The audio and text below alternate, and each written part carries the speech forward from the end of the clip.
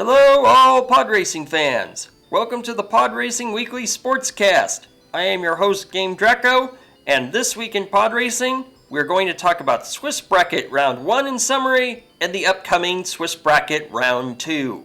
The results for Swiss Bracket Round 1 are now in. The players who won Round 1 are going to face off against players who also won Round 1, and the players who lost Round 1 will compete against other players who lost Round 1. The point scores from +4 to -4 are based on the margin of victory or loss in their Round 1 match. Due to the Swiss bracket being a best of 7 or first to 4, a score of +4 or -4 would mean the match was a shutout, of which there were 5 in Round 1. 2 matches went to 5 races, which resulted in +3 and -3 scores. The closest match of Round 1 also happened to become the first match of this year and only the second best of 7 in tournament history to go to the maximum number of rounds in King Bean Dip versus Radiant Variant. This is indicated by the +1 -1 score. Here is the tie-breaking finale of King Bean Dip versus Radiant Variant on Death Row's Revenge.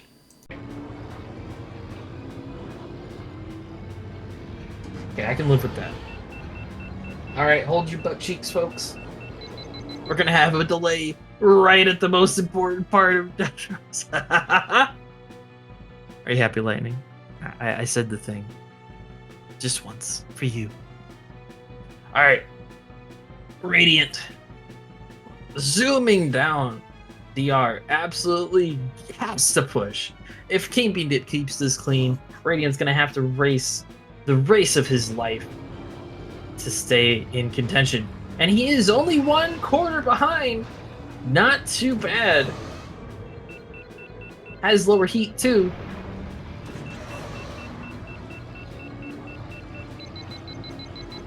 I think you know exactly what I said, unless you're just so used to hearing it that you didn't even catch it. Oh, they are actually straight up neck and neck. This is going to be close. Will King Bean Dip keep it clean? Will Radiant pull off the upset?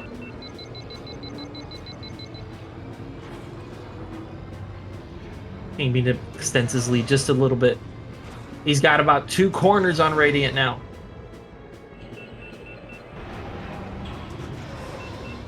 $43 flat. 43.55. There is not much separating these two whatsoever. Neither of them have crashed yet. Come on.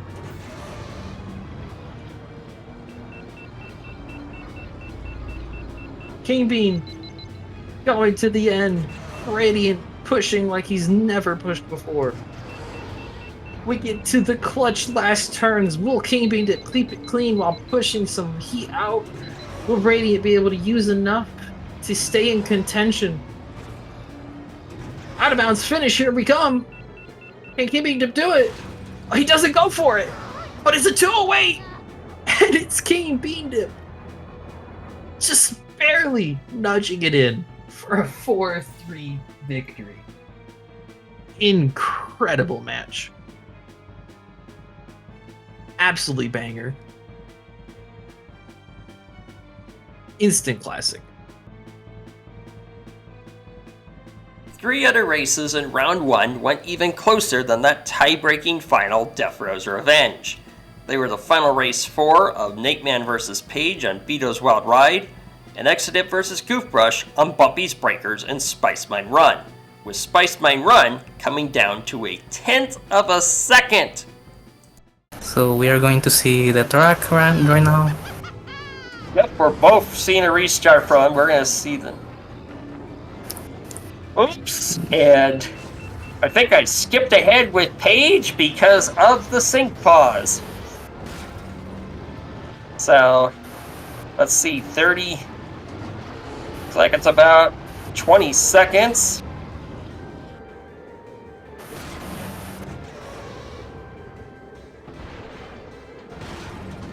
About 20 seconds. There we go. Oh, that's kind of an unnerving thing. Will she take the shortcut or not? I don't think so. I don't think she will either. But you never know. Nickman taking risky lines, more riskier lines. Oh, that was close there. Here we go. Okay, none of them going for 10th. Neither of them going for it, yeah. Paige looks slightly in the lead. It's very close. Oh, yeah, this is close. This is really close. Paige taking it wider than Nate Man, though. Let's see what happens here. Oh, Oh! that was close. I'm amazed she survived that. That was... Wow, that was scary.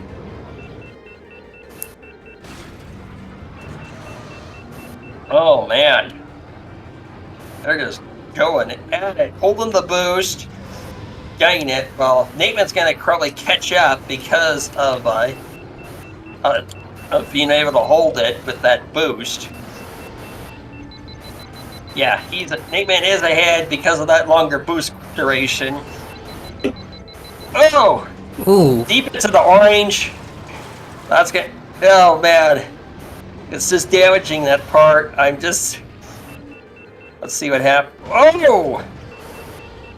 I'm amazed she survived that. Barely avoids that. Oh, man. That was a lot of close calls for Paige from here. And it looks like Nateman... Nickman, oh, that was close there. I thought he was going to do that. Yeah. See what happens. Oh, Oh! okay, And he got it. Nateman comes in with 241 and a 243 from Paige. Oh man. Or maybe it was. Maybe we've synced in the opposite direction here. That's fun. I'm going to assume that it was, and we're going to fix this. I'll have to clear out the buffer from Goof. All right.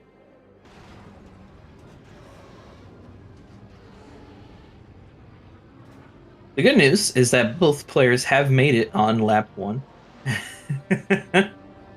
And Adept is going for shorter cut, and he survives it this time. Okay, Nice. That will give him a little bit of a lead. And I think Goof is still struggling with a shorter cut. So, okay.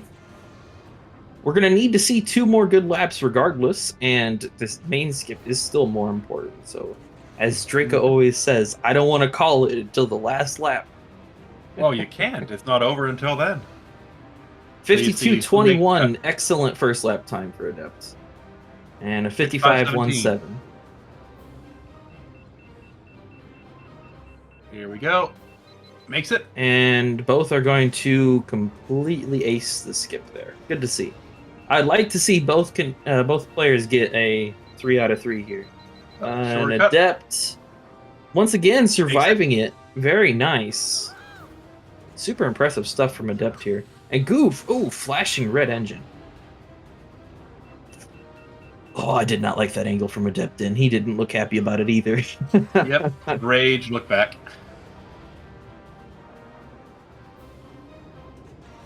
If I were him, I would not be raging about making a small mistake like that when you've gotten shortest cut twice. 51.90 once again, very, very good second lap here. And a 53.97 from Goof. See, these lap times from Goof aren't so bad.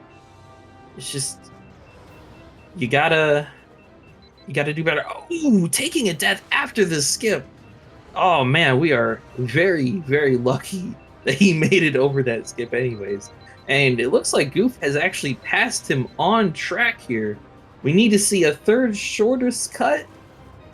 And we do. Oh my goodness. We got to race to the finish line here. Oh my gosh. It all comes down to who doesn't bump, I think. Oh, clean hairpin from Adept. And Goof's got a flashing red. Oh, this could be a point for Adept here. Just got to finish this last corner. I think he's got it.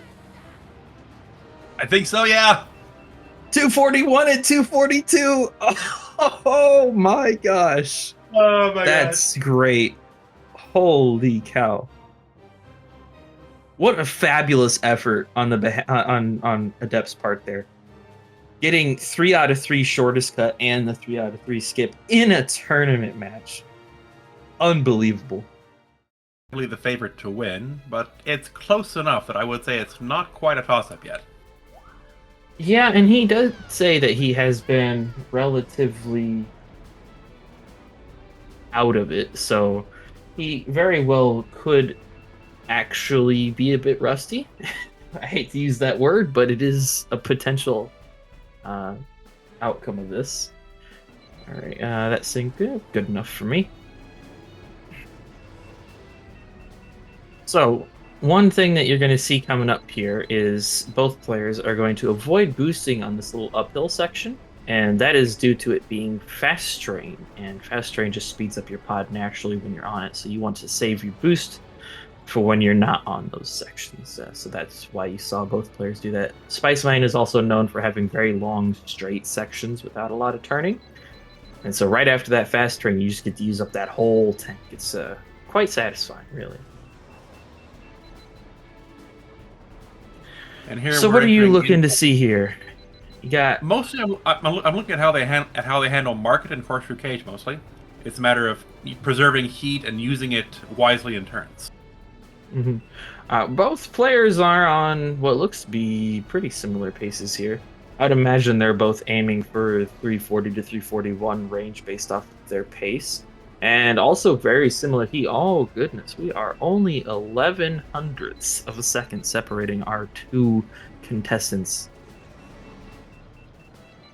I think Goof not only had a little bit of a better lap time, but he also was on a little bit better heat. So he does have a small lead, but it is certainly not one that will hold up if too many mistakes are made.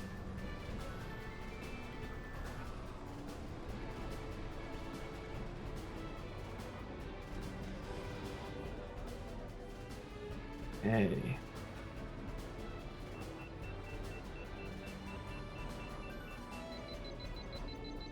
Ooh, Adept having a very precarious minecart position on that downhill there.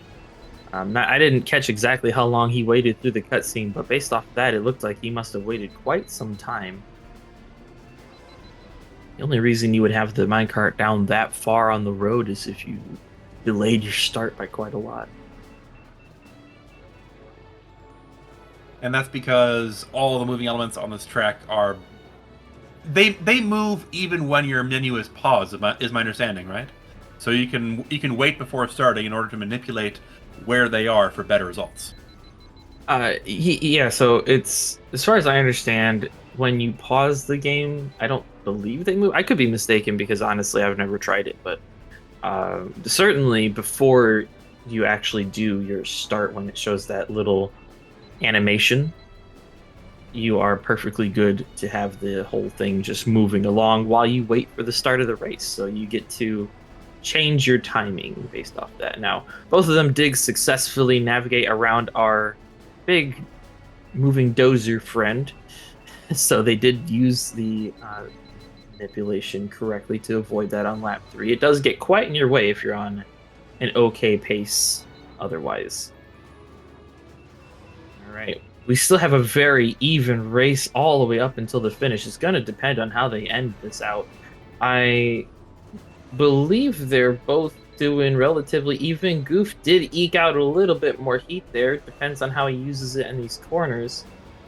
Oh, this is going to be a close ending. Oh my gosh. 341.24, 341.109. Wow. Goof takes it. That's incredible. That is incredible. Amazing race, right to get us started off.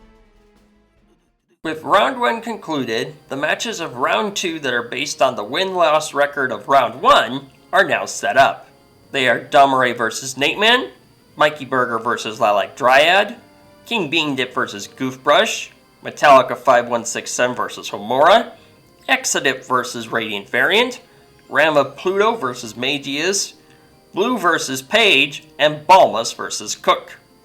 These 8 matches will be spread over 3 weeks starting May 17th, with the conclusion of the final round 1 match of Metallica 5167 versus Magius.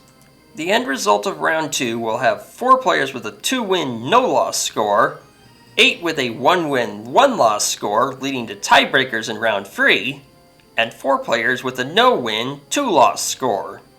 For round 2 of Swiss, the first track of each match was selected by the qualifying track committee of Andy Panther, Hayudoro, and I Gamedraco will be Malice Star 100. This Sonoma Raceway clone is defined by its ending in a giant jump followed by a 180-degree hairpin. If you can get this portion down, the rest of the track is fairly straightforward. I will see you soon in a future episode and in the tournament as a staffer and commentator. Good luck, and may the Force be with you.